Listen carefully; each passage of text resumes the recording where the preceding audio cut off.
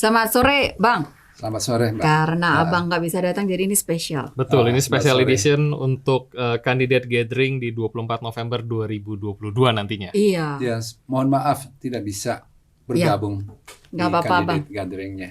Gak apa-apa, nanti saya temenin. Loh, saya harus datang ya. Kita panitia, Bu, kebetulan. Kita panitia ya. Ini juga tembakan tiba-tiba ini, Bang. Jadi saya izin, masih ada beberapa list yang belum hafal untuk nanya. Jadi saya Oke, nyontek oke. dulu ya, Bang ya. Ini akan menjadi PR yang tentunya dinanti oleh para calon kandidat rektor ke depan.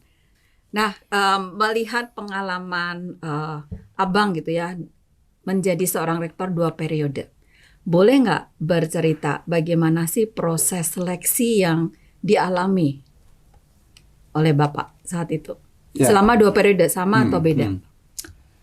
Pertama tentu terima kasih kepada semua pihak termasuk yayasan, seluruh jajaran yayasan ya, yang memberi kesempatan kepada saya untuk 2 periode tadi ya, 8 tahun sudah.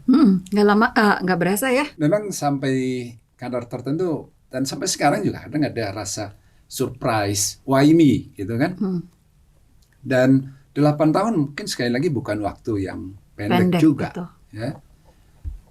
Di awal-awal misalnya ya, sebelum tadi ke prosesnya itu ya, di awal-awal periode pertama itu satu PR saya adalah bisa nggak ini selesai 1 periode gitu.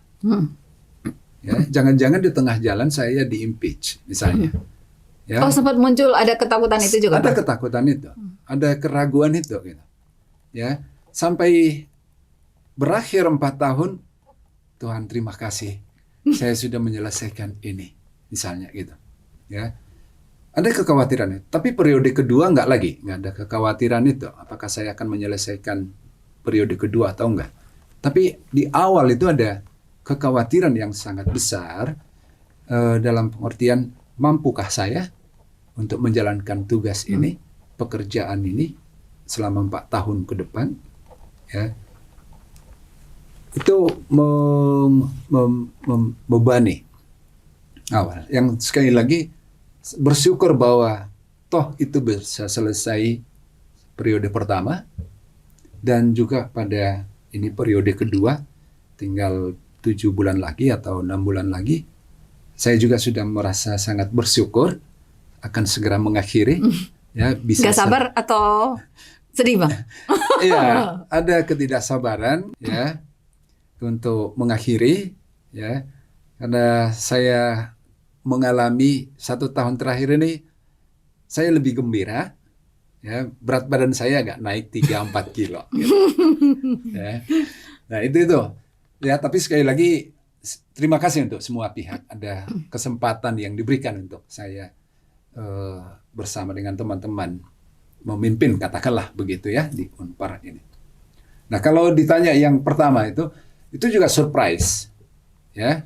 Waktu itu kan ada Pak Triweko sebagai kandidat, lalu Pak Pio Sugeng juga ya? 3 terakhir itu kan saya, Pak Triweko, dan Bu Karolin. Oh, Bu Karolin, yang pertama. Saya pribadi sangat mendukung Pak Triweko untuk second term, periode kedua, ya, dan sangat mendukung. Pada waktu itu juga saya katakan ke Pak Tri lanjut ya, tetapi dengan catatan kalau boleh waktu itu timnya diganti, para WR-nya, tapi Pak Tri lanjut. Nah, tapi itu kan sudah di tahap seleksi awal lah kan gitu ya. Karena kalau sebelumnya itu kan sebenarnya saya tidak masuk kualifikasi kan, ya. Dan juga karena didorong-dorong oleh teman-teman, ada Mbak Heni, ada Mas Pur, ayo Bang maju. Enggak ah, saya bilang. Nggak bisa, nggak memenuhi kualifikasi. Gitu. Waktu itu Abang dekan ya? Ya dekan kan, dan lektor, dan sampai sekarang. Oh iya, lektor. Itu masih disebut, Bang, nggak apa-apa, Bang. Ya, Nanti dia sedih. Ya, jadi tidak memenuhi itu gitu kan, tapi karena diturunkan kemudian persyaratan itu dan didorong oleh teman-teman juga oleh yang lebih pada keinginan untuk menambah pilihan gitu kan. Tapi sekali lagi secara personal saya sangat mendukung Pak Tri untuk second term itu. Nah, ketika proses sudah berjalan, ada satu tahap di mana saya juga harus katakan ketika itu menggunakan tim konsultan, ya. Dan di sana saya kira saya ditanyakan sesuatu hal yang saya jawab untuk mengatakan saya tidak pantas untuk jadi rektor. Ya. Apa itu Bang? Pertanyaan dari mereka kalau boleh tahu. Pertanyaan dari mereka, saya bilang saya tidak committed dengan janji saya. Saya pernah mencederai janji saya bilang. Saya tidak mau itu terulang kalau saya di posisi rektor. Dan ketika itu saya sampaikan, saya merasa sudah plong, selesai di situ, tidak ada prospek untuk lanjut. Selesai proses itu, pulang. Entah dari mana kemudian beredar kabar di lingkungan kita, komunitas kita, bahwa dikatakan saya mengundurkan diri. Nah, seperti itulah, artinya saya sudah selesai, saya katakan. Tetapi kan proses berjalan terus. Ya. Tetapi saya katakan waktu itu saya nggak pantas, saya nggak tepat untuk tugas itu. Ya. Dengan alasan tadi, saya pernah mencederai janji saya sendiri. Dan karena itu tidak cocok untuk jadi Calon rektor. Dan saya bilang, sekali lagi selesai dari situ saya merasa lega. Saya sudah menyampaikan posisi saya. Tapi proses berjalan kan. Sampai pas mau pengumuman lah. Pemanggilan itu. Waktu itu Senat lagi rapat di Hotel Asmila. Yang Setiabudi depan Rumah Mode. Oh, oke. Rupanya seluruh pengurus yayasan itu sudah kumpul, akan membuat keputusan. Ya. Rupanya masih tertunda-tunda sampai akhirnya datang SMS ke masing-masing kami bertiga. Ya. Dan saya dan Pak Tri sebagai rektor dan sebagai anggota senat, saya dekan dan anggota senat universitas. Pak Tri, udah dapat SMS belum? Udah. Pak, berangkat aja yuk. Dipanggil ke yayasan kan? Ya. Saya nunut Pak Tri ya. Satu mobil, oh boleh, kata Pak Tri dengan gembira gitu, dengan senang hati. Akhirnya kami bareng satu mobilnya Pak Rektor waktu itu, sampai di yayasan dan kemudian kami duduk bertiga, saya, Pak Tri dan Bu Caroline. Nah di situ kemudian diumumkan atau disampaikan oleh, saya kira sekretaris yayasan pada waktu itu, Pastor Hendra, menyampaikan bahwa yayasan sudah memutuskan tertunda gitu kan. Patri, Aku jadi kayak nonton thriller ini, ikutan tegang. Pak Tri, tunggu dulu, dengarkan aja kata Pak Tri. Ya, kami sudah berapat dan memutuskan untuk periode berikutnya supaya segera dilakukan transisi. Ngapain transisi Pak Tri? Kok ngomong transisi? Bisik gitu kan, udah dengerin aja. Dan itu mengagetkan saya, tapi juga sekaligus signal gitu kan. Entah saya atau Bu Caroline. Tapi kemudian akhirnya diputuskan bahwa Pak Pangadar yang akan melanjutkan. Tidak percaya, sangat tidak percaya, karena itu sesuatu yang tidak diduga, tidak diharapkan, ya. Tapi itu terjadi gitu. Karena tadi ya sudah sempat mengatakan bahwa saya tidak bisa memenuhi tidak pantas ya, janji tadi. Dan juga waktu interview terakhir dengan seluruh pengurus yayasan, termasuk di situ Monsinyur Anton, Romo Edi, almarhum, Monsinyur Paskalis. Waktu itu Monsinyur Anton mengajukan pertanyaan yang menurut saya agak menjebak. Pak Pangadar, siapa yang mendukung Bapak untuk maju jadi calon rektor? Waduh, tak pikir, ini pertanyaannya kemana larinya gitu kan? Ini siapa yang mendukung? Saya pikir gitu. Ini mau disebut teman-teman fisik? Ya teman juga. Mau disebut teman-teman Jogja misalnya UGM? Ya teman juga semua. Mau disebut geng Gunung Kidul? Ya juga teman. Bami Jawa semua, oh enggak ya. Atau orang Batak misalnya gitu kan, Oh. yang ada di Unpar. Enggak juga. Lalu saya katakan menjawab, saya tidak punya monsinyur, tapi ya semua teman ya mengenal baik dengan teman-teman di Fakultas Teknik, ya di Fakultas Hukum, di Ekonomi. Kalau ditanya pertanyaan seperti itu, saya tidak punya secara spesifik siapa yang mendukung. Saya datang hanya mengatakan saya bersedia ya seandainya dipilih gitu kan. Tidak ada kelompok pendukung monsinyur, mohon maaf saya bilang. Nah, ini saya katakan seperti itu, dan sekali lagi ya keputusan seperti yang tadi lah, surprising, dan itu sekali lagi unbelievable for me ya at that time gitu, tidak siap, dan sekali lagi seperti saya katakan, saya pikir Pak Triweko lebih Yang tepat akan lanjut. ya. Nah demikian juga Mbak dengan yang kedua, tahap kedua, formatnya sama. Pada waktu itu almarhum Pastor Edi menanya, Pak Manar, kenapa Anda mau Lagi maju kedua kayak Pak Jokowi? Lalu saya jawab, ya saya sebenarnya tidak mau saya bilang, saya hanya sekali lagi mau mengatakan saya bersedia. Ya, saya tidak punya ambisi apa-apa. Ya, saya hanya mengatakan saya bersedia seandainya dipercaya untuk melanjutkan. Itu saja. Ya, tidak ada lagi hal lain yang saya kira lebih substansial daripada hanya sekedar pernyataan saya bersedia. Ya, itu aja. Jadi ini saya kira menjadi mungkin sharing point juga untuk teman-teman yang berikutnya. Menarik Bang. Nah, saya lanjut lagi. Kalau tadi sudah sempat diceritakan pengalaman menjalani proses, kemudian ada tantangan-tantangan juga yang muncul di proses seleksi itu dari hati maupun juga dari lingkungan sekitar barangkali ya Bang ya. Nah, kalau kita melihat agak sedikit dalam permasalahan. Nah, permasalahan tersulit apa yang dihadapi oleh Abang selama menjabat sebagai rektor 2 periode itu? Saya mungkin ada 3 kali atau 4 kali bersedih, bahkan mungkin juga menangis atas peristiwa ataupun juga pekerjaan ataupun juga kegiatan yang mungkin sekali lagi secara spontan agak melankolis juga gitu kan, ya. Baik itu yang terkait dengan manajemen orang lah ya, teman-teman kalau mau disebut ya, dan juga dalam hubungan kerja dengan yayasan ya. Ini situasi yang saya kira memang di awal juga saya menyadari dan saya juga diingatkan di awal.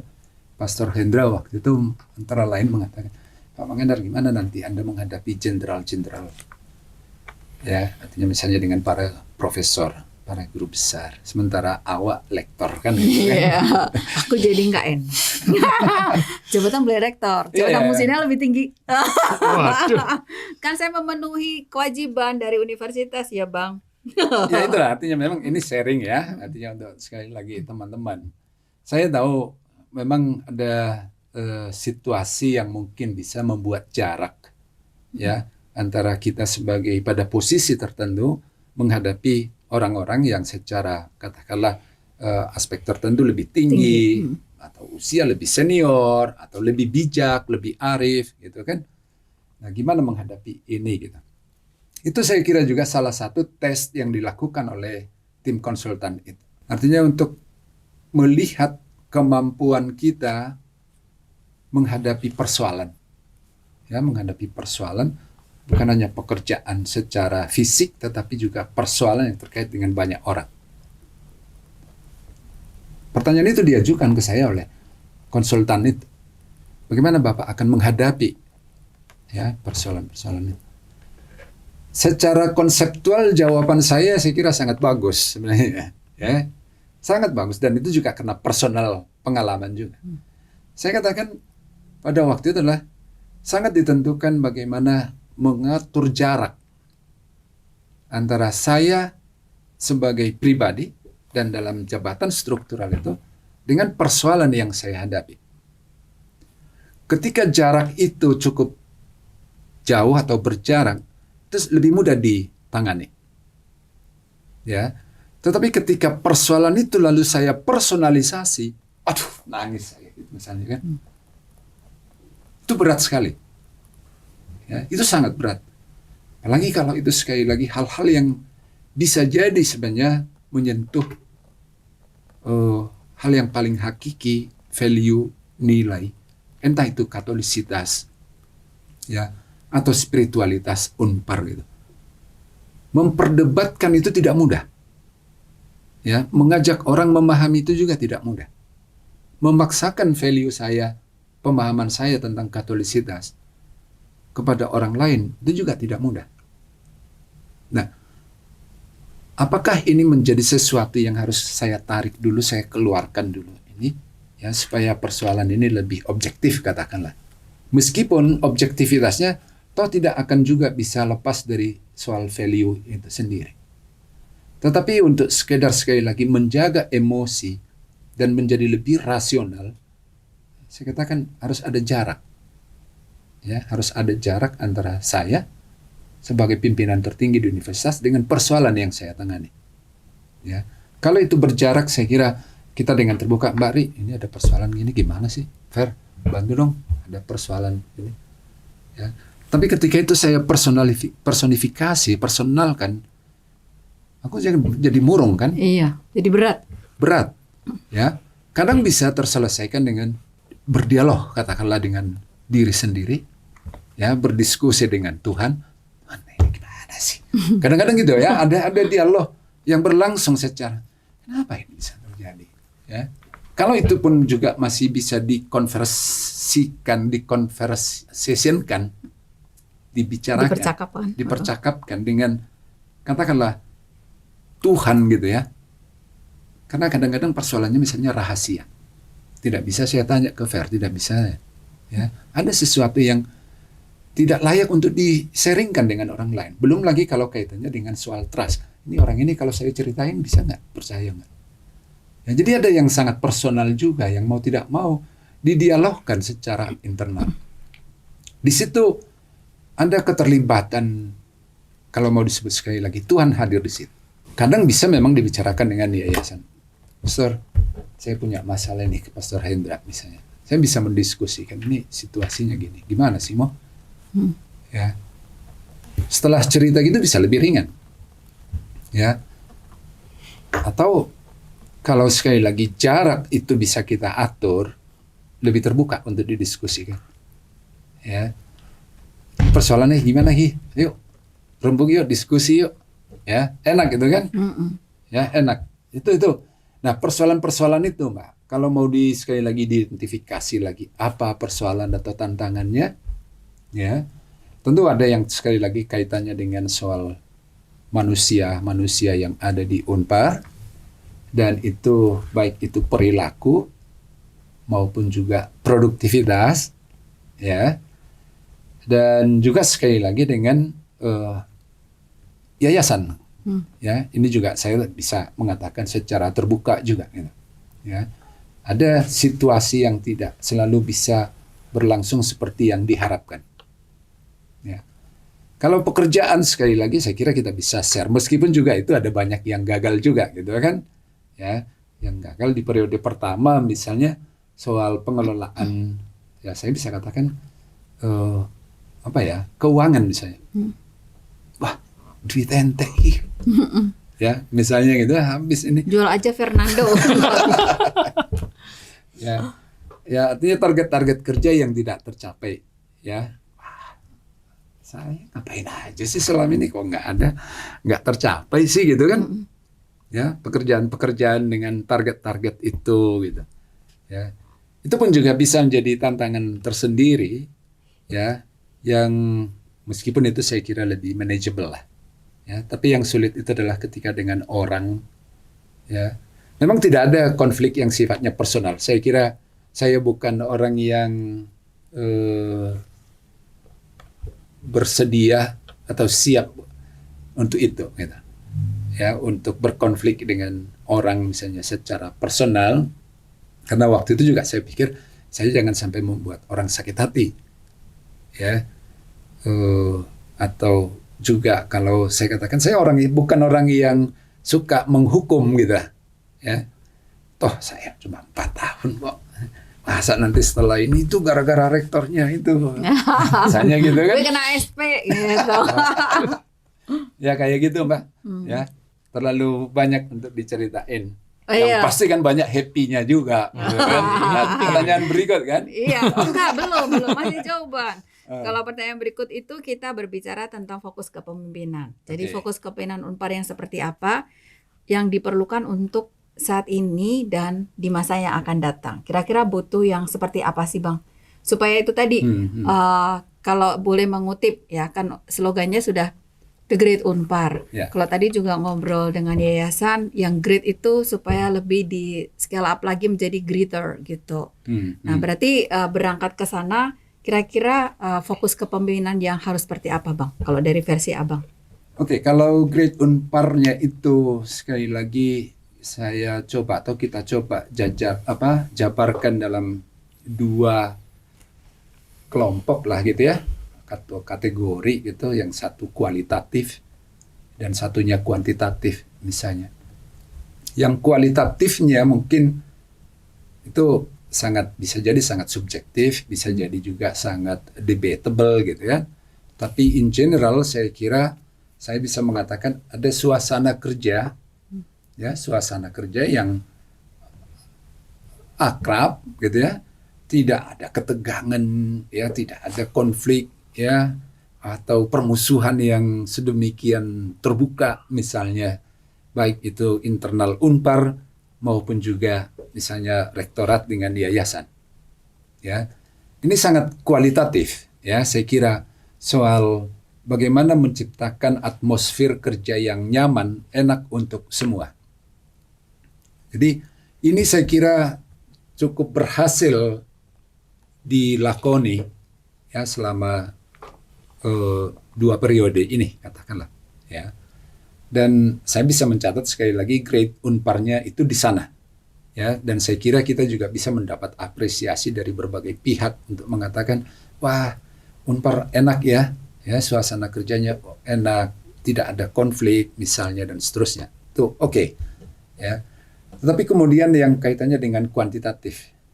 Jadi yang Great Unpar kuantitatifnya itu seperti apa gitu. Yang seringkali menjadi ukuran dan menjadi perhatian banyak orang gitu. Aspek kuantitatifnya. Penelitian mana publikasi? Kok segitu-gitu lagi gitu kan? Kok hanya 30% itu aja terus yang bekerja untuk penelitian atau yang publikasi misalnya. Padahal target misalnya 50% atau kenaikan 20% gitu. Atau para dosen, kok enggak jalan ya, kenapa gitu kan? Bahwa suasana kerja tetap terjaga, baik gitu ya, nyaman, iya sih. Tapi kok enggak produktif gitu kan? Ini aspek kuantitatifnya, itu baru dari sisi penelitian publikasi. Termasuk juga pengabdian misalnya. Nggak ada pengabdian kita yang boleh dikatakan signifikan atau menjadi terobosan secara institusional gitu.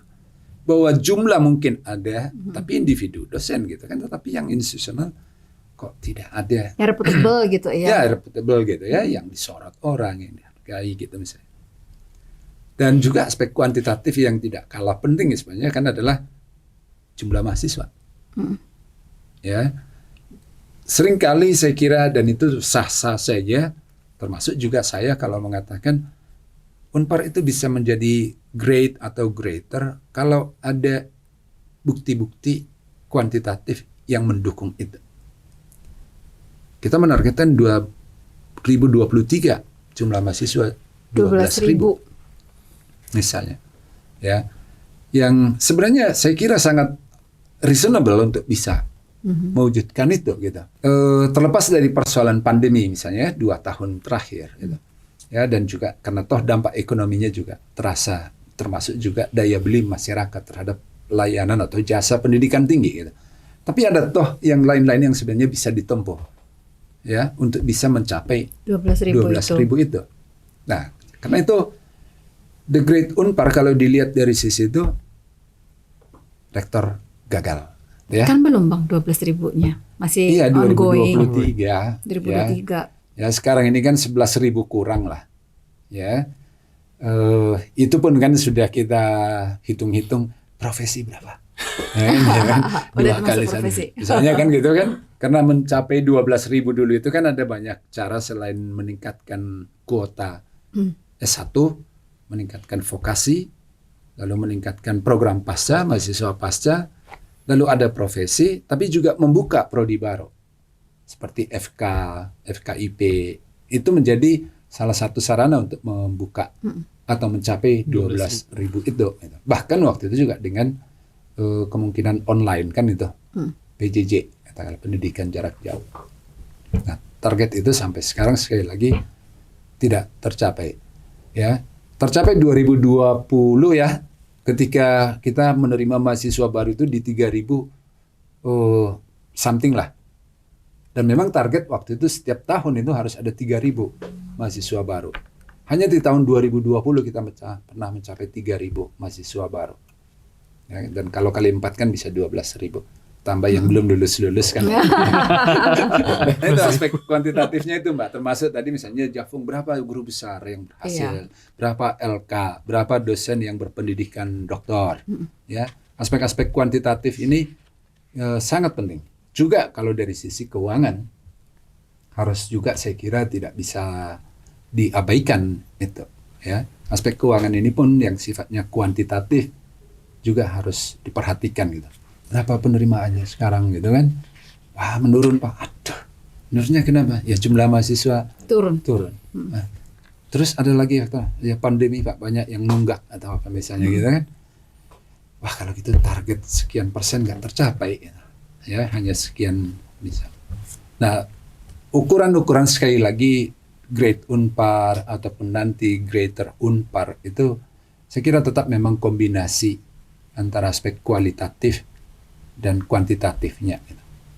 Ya, dan untuk ke depan mungkin saya berharap atau saya berpikir akan lebih banyak aspek kuantitatif itu yang akan menjadi ukuran nanti ya. Ya, itu menurut saya sekali lagi untuk menunjukkan bahwa Unpar itu memang growing, improving, developing gitu, being great kan gitu ya, from good to great gitu. Tapi untuk mencapai itu kan ibaratnya gini, Abang itu punya banyak penyanyi, ada yang dia jadi tenor, ada yang alto, ada sopran. Terus Abang kan dirigennya nih supaya semua terjadi harmonisasi. Nah, universitas kan bisa diibaratkan seperti itu ya Bang ya. Ketika ada banyak unit yang kemudian mendukung untuk mencapai 12.000 itu gitu.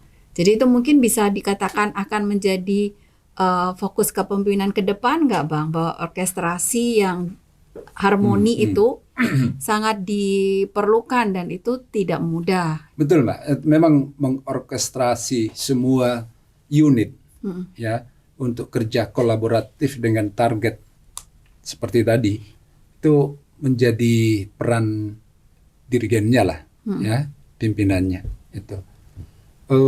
Tetapi juga barangkali harus dicatat juga yang kaitannya dengan soal kompetensi unitnya itu sendiri. Betul. Ya, kita sudah mengatakan ini kerja kolektif, ini kerja bersama, sinergis harus sama-sama dan satu sisi itu bisa jalan. Katakanlah misalnya kalau kita menargetkan misalnya tahun ini 2.500 katakanlah. Dan semua memahami itu. Tetapi siapa yang bekerja untuk mencapai itu? Dan siapa yang terbukti bisa mencapai itu misalnya? Ya. Kita katakan misalnya, saya katakan Fakultas Hukum terima kasih banyak. Ya. Kalau Fakultas Hukum tidak bisa menerima lebih dari 350, ya yang artinya realisasinya mungkin 450 atau 100 lebih. Sempat itu kan 500 ya Bang ya? Ya, itu kan mengkompensasi. Dan menutupi tempat lain. Di tempat lain gitu. Dan itu seringkali tidak bisa diterima oleh pihak lain. Ya, saya katakan saja waktu itu misalnya ekonomi sangat sulit sekali untuk meyakinkan mereka. Ya, ini untuk kita secara universitas, ya terima lebih, gitu kan? Itu tuh praktek yang saya kira secara organisasional untuk mengorkestrasi tadi dibutuhkan, sekali lagi kompetensi juga ya, selain kesadaran kolektif bahwa ini adalah kerja bersama, tapi juga kompetensi itu. Nah, hal yang lain juga saya kira harus dicatat soal kemampuan disebut mau markopnya gitu ya, marketingnya, komunikasinya atau promosinya. Itu saya kira memang dibutuhkan orang-orang yang bisa all out untuk betul. mengerjakan itu, ya. Tapi pertanyaannya kompeten nggak yang sekarang? Saya kira masih perlu ya diperkuat, Betul. ya.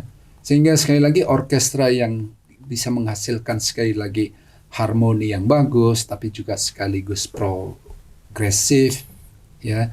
Tidak hanya peran leader dirigennya di situ, tapi juga kompetensi, ya, yang saling mendukung, ya, di antara unit-unit itu. Sepakat, Mbak. Ya, sekali lagi, ya itu pimpinannya memainkan peran itu. Iya. Jadi memang kalau ada satu yang sumbang itu harus segera supaya dia balik lagi ke nada tangga yang sesuai gitu ya, Bang ya. Ya. Dan itu butuh proses Ya, ya. yang kalau fals-fals saja sumbang-sumbang tadi, aduh mau diganti nih ya. Sumbang Oh, lagi oh. misalnya. Iya. Nah, Ya, karena mengganti. rektornya juga fals gitu kan. Iya. Ya. Berarti kalau rektornya fals ya sudahlah ya, sumbang-sumbang enggak dah. Nah, kalau di perjalanan tadi ya Bang ya, di fokus ke pemimpinan sudah sempat diceritakan tantangan gitu. Semoga tidak membuat menjadi takut calon rektor loh, Bang. Sangat berharap tidak. Ya, justru sekali lagi di awal itu saya kira titik tolaknya.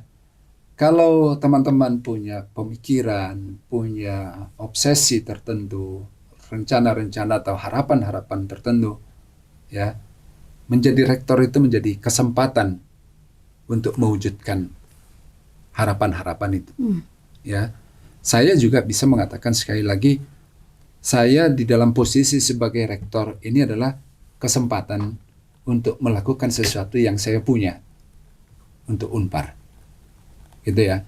Jadi kalau teman-teman sekali lagi ya punya harapan-harapan, keinginan-keinginan, obsesi-obsesi untuk memajukan Unpar, Anda harus melihat menjadi rektor itu adalah menjadi kesempatan untuk bisa mewujudkan. Itu nggak bisa Anda wujudkan kalau hanya sebagai dosen biasa atau hanya sebagai ketua program, ya, karena Anda akan hanya memajukan program atau jurusan Anda. Tapi kalau Anda berpikir untuk universitas, please.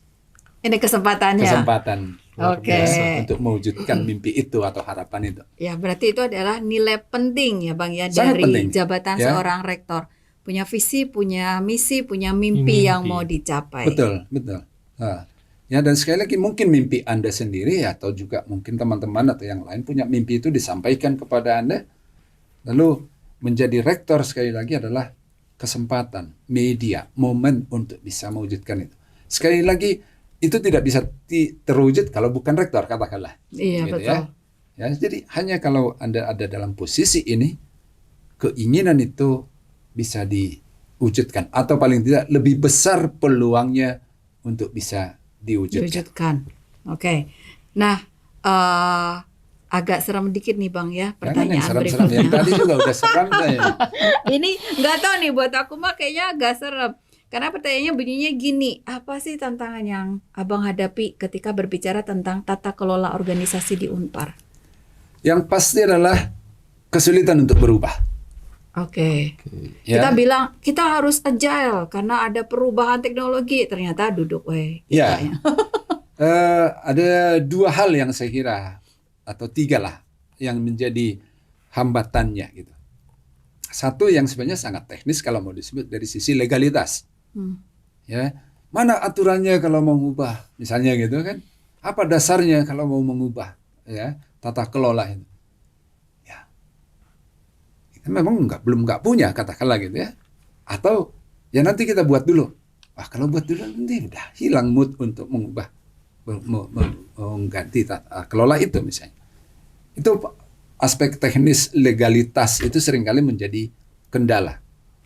Yang kedua itu ada terkait dengan soal romantisme Masa lalu. dan masa lalu.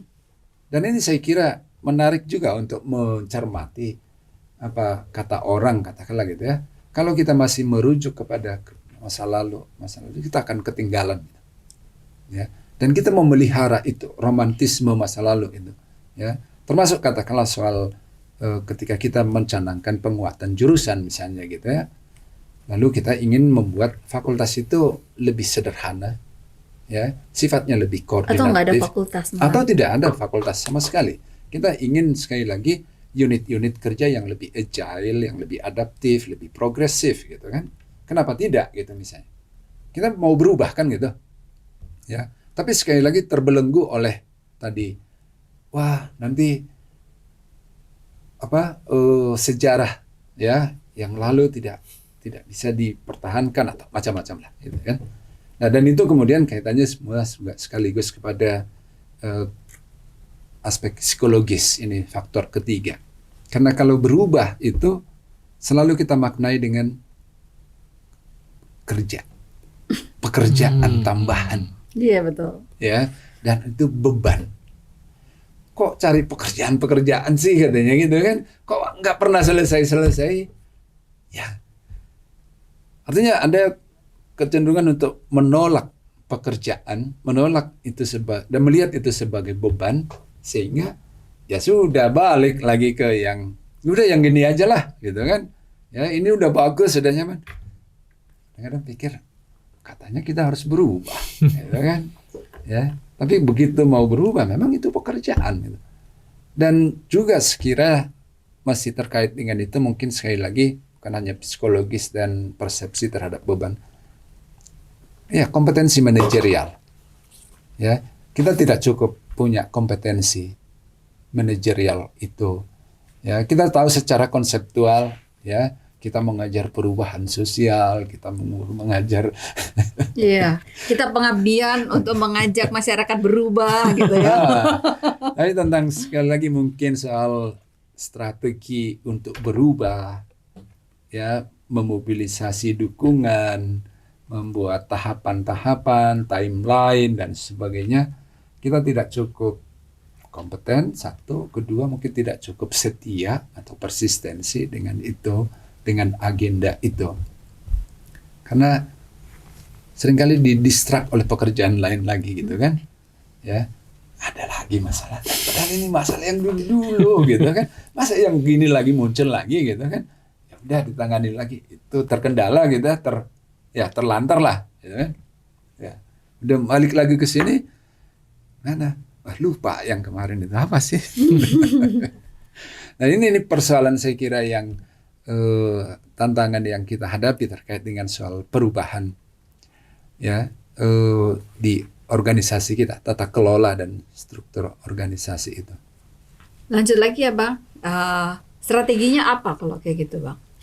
Ya, saya kira memang satu ya, disiplin dalam arti tadi konsistensi dan persistensi. Dan juga ada kemungkinan memang harus mengorbankan mungkin yang lain. Kalau artinya fokus, ya.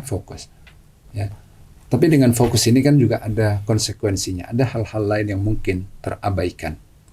Katakanlah, saya bisa aja memaksakan ini harus segera. Tapi suasana, ya, secara keseluruhan mungkin tidak nyaman, ya, menimbulkan keresahan, ya, menimbulkan kekhawatiran, bahkan mungkin juga protes, atau kalau mungkin juga dugaan demo, kan? Ada ini nggak perlu sebenarnya gitu kan, ya. Tapi memanage keresahan ini juga bukan hal yang mudah, gitu. Betul. Ya. Belum lagi nanti kalau dikaitkan dengan soal kesejahteraan, ya, remunerasi, PR lagi ya. Ya, jaminan hari tua. Yang itu persoalannya jelas bukan di ranah kita misalnya gitu kan. Ya, itu harus menjadi pembicaraan dengan pihak lain misalnya. Dalam arti ini katakanlah dengan yayasan gitu. Ya, ini aja nggak selesai, belum selesai, mau fokus ke sini. Ya, tapi ini harus ditangani. Misalnya. Jadi saya kira memang being discipline in terms of let's say being focus itu menjadi pilihan saya kira, strateginya gitu. Tapi juga harus siap bahwa ada resiko yang memang ya mungkin ternomor duakan atau terkesampingkan gitu. Ya, ini saya kira hal yang mungkin juga patut dicermati gitu. Apakah fokus ini atau fokus ini misalnya gitu. Ya, itu saya kira strateginya gitu. Kalau main bola berarti dia harus bisa membaca bolanya mau kemana. Gitu Kau ya, Pak, menyinggung ya. bola, saya pemain bola. Wah, Dan saya tahu sekali lagi juga filosofi main bola gitu ya. Apalagi saya biasanya playmaker. Oke. Ya, saya harus bisa melihat di mana teman dan posisi peran, tapi juga sekaligus kompetensinya. Kalau saya mau kasih ke kanan bola, saya tahu dia nggak bisa nendang pakai kaki kiri misalnya gitu kan.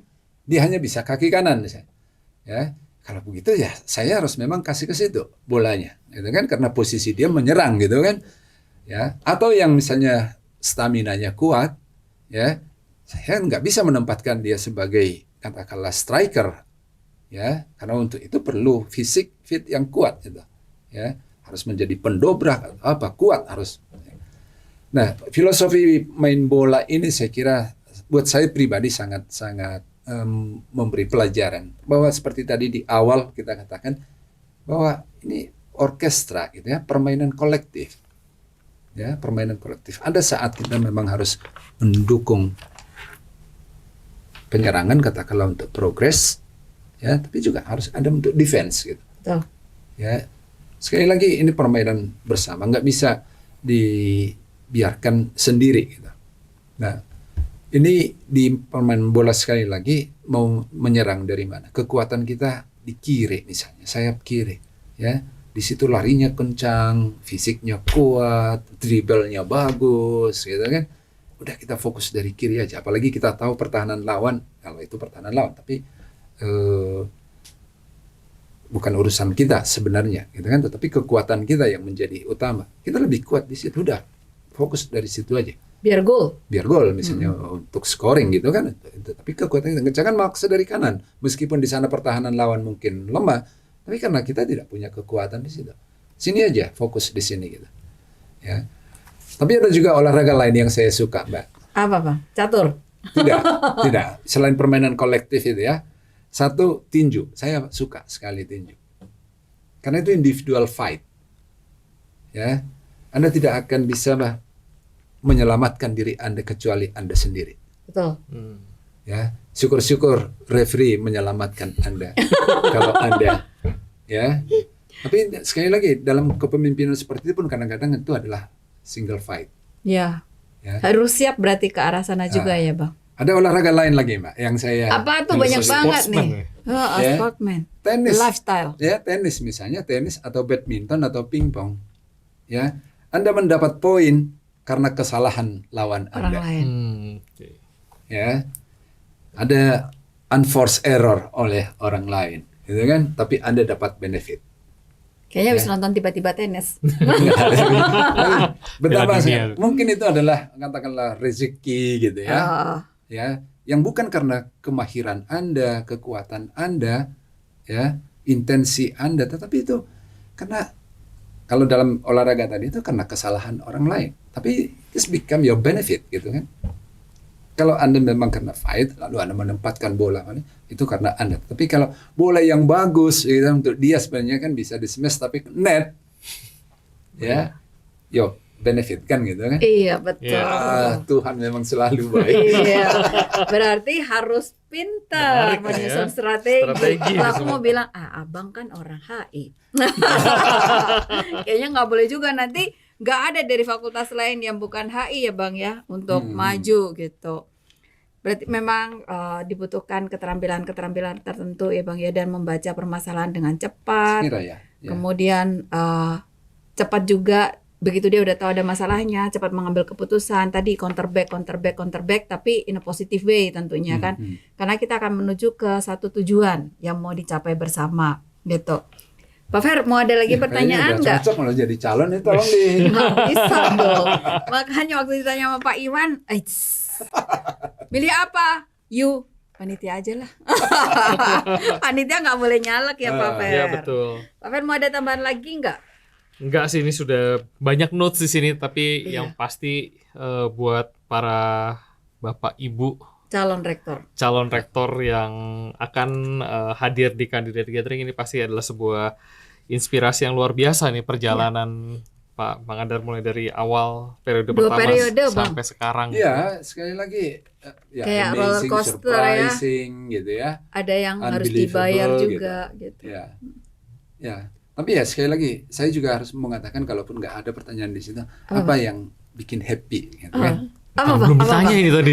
Betul loh. Kita ngasihnya yang ini dulu, yang pahit-pahitnya dulu, Bang. Ya, Supaya itu dia. terbuka realitanya gitu. Itu. Yang bikin happy apa, Bang? Apa Ketika ya? menjadi rektor. Nah, sebelum bikin happy-nya dulu saya juga bisa mengatakan juga ada ruginya kan gitu kan. Untuk saya yang biasa katakanlah merasa bebas ya. Bebas ke warteg ya. Bebas dengan siapa aja lah gitu misalnya gitu kan. Setelah jadi rektor nggak bisa makan di warteg atau mau makan diajak Maria ke tukang bakso sana atau Nggak boleh ya. Jadi turun image ya, Bang. itu dia kan apa kata orang, "Loh, rektor Unpar kok." Kan kayak Pak Jokowi Blusukan. makannya blusukan gitu, Bang. Ya, ada persepsi seperti itu gitu kan. Bahkan waktu itu pernah sekali saya kira di awal-awal saya makan di Jogja Food Court di atas. Ya. Dengan teman-teman dosen juga gitu kan. Ada yang misalkan, "Pak, nanti gak usah lagi kalau makan di." Nah, apa saya pikir? Jadi masa jadi rektor membatasi? Oh, iya.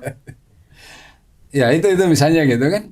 Ya ada ruang gerak yang kemudian membatasi kebebasan Anda. Tetapi ada juga saya kira hal positif ataupun yang menyenangkan ya. Tanpa berarti untuk sekali lagi disanjung atau dihargai tinggi-tinggi, tapi hal-hal yang sepele saja. Misalnya ada acara rektor datang, "Pak di depan Pak," gitu misalnya kan gitu kan. Ya rektor masa di belakang, di sini aja nggak apa-apa. Enggak Pak, nggak pantas di depan misalnya gitu kan. Atau kalau kita sebagai agak biasa gitu kan, nggak susah-susah lagi misalnya ya untuk cari kursi gitu kan. Udah langsung ada Pak rektor gitu. Ya kalau dikenal seperti itu gitu, ada kemudahan, ada hal-hal Karena yang kan itu melekat di jabatan ya, Bang. ya melekat di jabatan itu. Yang sekali juga saya katakan, itu kan rektor itu kalau saya di kampus gitu kan, kalau di rumah urusan misalnya ke gereja, masa nggak di depan Pak? Nggak, sini aja. Enggak, rektor. Kalau di depan ketahuan tahu kalau ngantuk. Oh itu saya kalau Itu kebaca panjang. antara lain gitu kan. Ya seperti itu. Jadi tapi ada kemudahan-kemudahan. Kalau mau disebut fasilitasi dari Unpar, saya kira Unpar juga memperlakukan sangat pantas gitu ya, sangat layak ya. Penghargaan yang saya kira menurut ukuran saya gitu. Tapi kalau Ria kan lain ukurannya. Apa, Bang? Ya, pokoknya 2 atau 3 kali lipat lah gitu kan. Apanya nih? 2-3 kali lipat. Ya, penghargaan Cila itu. nasi. Ya, penghargaan itu saya kira sangat layak, sangat pantas untuk diberikan oleh Unpar. Mau fasilitasi apa? Ya kendaraan sih wajar lah gitu ya. Mungkin kita bisa mengatakan itu wajar. Tapi kewajaran itu pun juga kan tidak selalu datang dengan sendirinya gitu kan. Hanya karena Anda menjadi dekan, menjadi rektor atau dapat kewajaran itu gitu. Nah, juga saya kira penghargaan lain atau fasilitasi lain, saya bertemu dengan orang lain ya, yang representing Unpar memang ya, tetapi you have the access atau the reason atau rasionalitasnya untuk bisa justifikasinya untuk ketemu dengan Pak Jokowi berarti harus duduk di depan misalnya gitu kan ya, bahwa untuk bertemu Jokowi Anda 2 minggu nggak bisa tidur itu Ada tetesan air mata. iya kayak gitu kan ya kan, situasi itu gitu. Kalau nggak mau ketemu ya jangan, kalau nggak mau menderita seperti itu ya jangan berharap ketemu Jokowi kan misalnya gitu kan. Ada juga sekaligus biaya atau cost yang harus tapi secara umum sekali lagi penghargaan saya kira cukup besar setimpal dengan posisi sebagai rektor ya. Pasti juga nanti akan diberi Anda waktu untuk kasih sambutan gitu kan. Iya. Ya, atau memberi komentar karena rektor gitu kan. Ada privilege tertentu. Ya, saya kira satu hal yang saya juga harus katakan misalnya ketika saya sakit atau harus menjalani itu, saya kira Unpar menyediakan backup dan dukungan yang luar biasa juga untuk itu.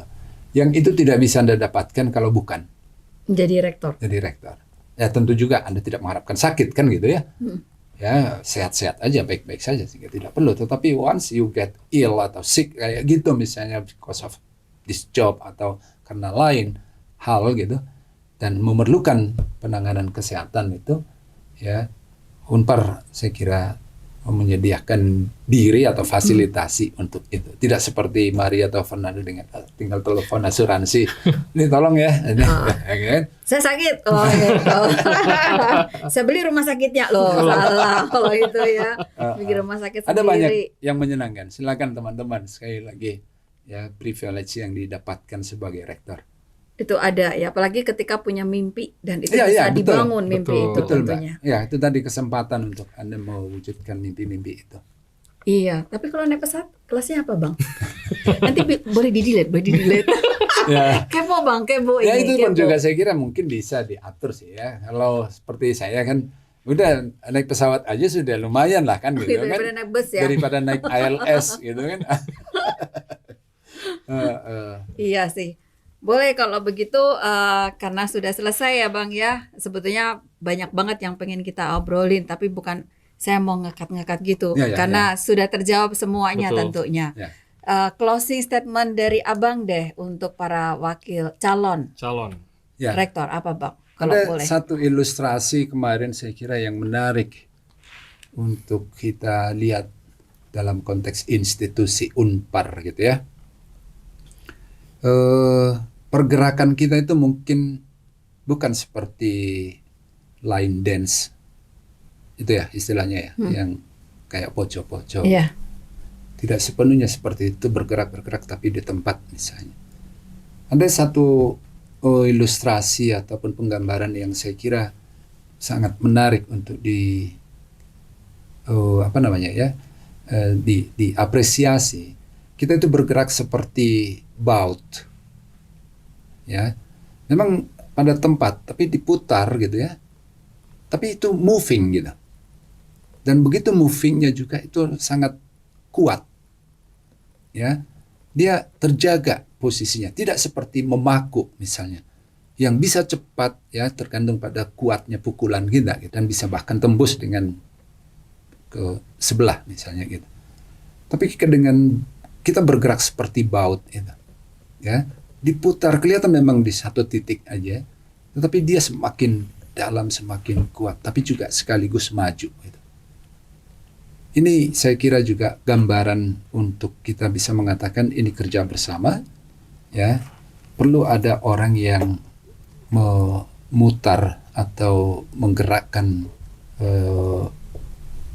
baut itu atau skrup itu untuk maju. Jangan terlalu terpesona untuk hasil yang begitu cepat, ya.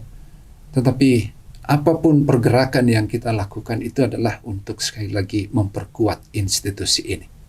Terasa lambat mungkin, tetapi dia tetap lihat, tetap utuh, ya, tetap menyatu, ya, dengan seluruh nilai-nilai yang kita miliki. Jadi sekali lagi para calon, ya, terima kasih untuk banyak orang yang berkehendak baik dan melihat ini sebagai kesempatan untuk mewujudkan harapan, mimpi, keinginan itu, dan mudah-mudahan itu tercapai. Oke, amin Bang. Semoga para calon rektor ini tidak kemudian menjadi mundur, tapi makin mantap membuat kertas Ya, kerja. Ya. Ya Pak Fer ya. So terima kasih Bang untuk kehadirannya hari ini. Ini adalah sebuah kesempatan yang luar biasa tentunya. Walaupun Abang tidak hadir, tapi terwakili. Mohon nanti. maaf, ya, sekali lagi mohon maaf ya, karena sekali lagi ada tugas dari Aptik. Dan ada cita-cita lain? Tidak. Ya, ini pun juga kalau Anda mengatakan misalnya suka. Makan enak Bang, cita-cita lainnya di Batam tuh makanannya enak seafoodnya. Nggak tahu ya sebelum. Kalau gitu aku ikut aja lah ya. Tapi kalau Anda suka traveling misalnya, being a rector kan gitu ya. Oh iya betul. Frekuensi traveling Anda juga lebih Iya. besar Frequent gitu ya. flyernya juga bertambah. Dapat Nggak. tiket gratis nanti Bang. Itu bonus. Itu bisa juga. Itu bonus sebagai frequent flyer. Nggak boleh nyebut maskapai ya Bang, nanti di-delete karena nggak kita boleh, tidak boleh nggak. membawa Nggak simbol ada. usaha. Sponsorship nggak ada ya? Nggak ada. Belum boleh. Oke. Sekali lagi terima kasih ya Bang. Sehat Makasih. selalu, Ya, have a safe terima flight kasih. nanti Makasih, Bang. Mbak. Makasih. Ya. Makasih semuanya. Terima kasih untuk hari ini. Selamat sore. Selamat sore.